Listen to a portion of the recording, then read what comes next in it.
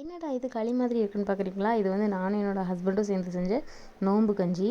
என்னோடய ஹஸ்பண்டுக்கு வந்து நோம்பு கஞ்சினா ரொம்ப பிடிக்கும். ஊரில் இருக்கும்போது வந்து மசூதியில் வந்து நோம்பு கஞ்சிலாம் கொடுப்பாங்க. அதெல்லாம் வாங்கி குடிச்சிருக்கோம். இங்கே இப்போ நாங்கள் வந்து பெங்களூர் வந்ததுக்கப்புறம் வந்து நோம்பு கஞ்சி ரொம்ப மிஸ் பண்ணுறோம். அதனால் சரி வீட்டிலே நம்ம வந்து செஞ்சு பார்ப்போம் அப்படின்னு சொல்லிட்டு ட்ரை பண்ணி பார்த்தது தான் இது. பட் டேஸ்ட் வந்து செம்மையாக இருந்தது. பார்க்குறதுக்கு தான் வந்து களி மாதிரி இருக்குது. பட் டேஸ்ட் வந்து சூப்பராக இருந்தது.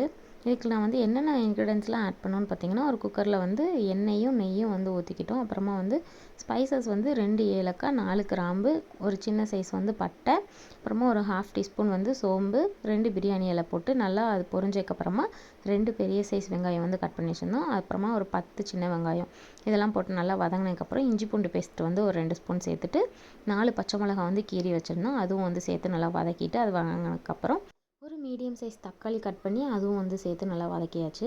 நாங்கள் வந்து மட்டன் பீஸ் வந்து சதை பீஸாக எடுத்து வச்சுருந்தேன். அதை வந்து மிக்சியில் போட்டு நல்லா சுற்றி எடுத்துட்டு அதையும் வந்து போட்டு நல்லா வதக்கிட்டு, கூடவே நான் வந்து அரிசி வந்து பச்சரிசி வந்து 2 கப்பு, 1 கப் வந்து பாசிப்பருப்பு வந்து ஒரு 1/2 அன் ஹவர் முன்னாடி ஊற போட்டிருந்தேன். அதுவும் சேர்த்து நல்லா கிண்டி விட்டுட்டு கொஞ்சமாக வந்து மஞ்சள் பொடியும் கறி மசால் பொடியும் போட்டு அப்புறமா தண்ணி ரேஷியோ வந்து பார்த்திங்கன்னா 1 கப் அளவுக்கு அரிசின்னா 6 கப் அளவுக்கு நம்ம வந்து தண்ணி ஊற்றணும். நான் வந்து 2 கப் அளவுக்கு அரிசி எடுத்திருந்ததுனால 12 கப் அளவுக்கு வந்து நான் தண்ணி ஊற்றிருந்தேன்.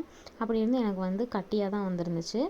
அப்புறமா தேங்காய் பாலும் இதுக்கு வந்து வேணும். லாஸ்ட்டில் வந்து தேங்காய் பால் ஊற்றி கொதிக்க வைக்கணும் ஒரு 5 நிமிஷம்.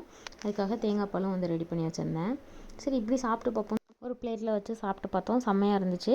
அப்புறமா எடுத்து வச்சிருந்த தேங்காய் பால் ஊற்றி ஒரு 5 மினிட்ஸ் கொதிக்க விட்டுட்டோம். இது கூடவே நாங்கள் வந்து கூட கொஞ்சம் வெந்நீர் ஊற்றி கொதிக்க வச்சுருந்தோன்னா அது வந்து கஞ்சி கன்சிஸ்டன்சிக்கு வந்திருக்கும்.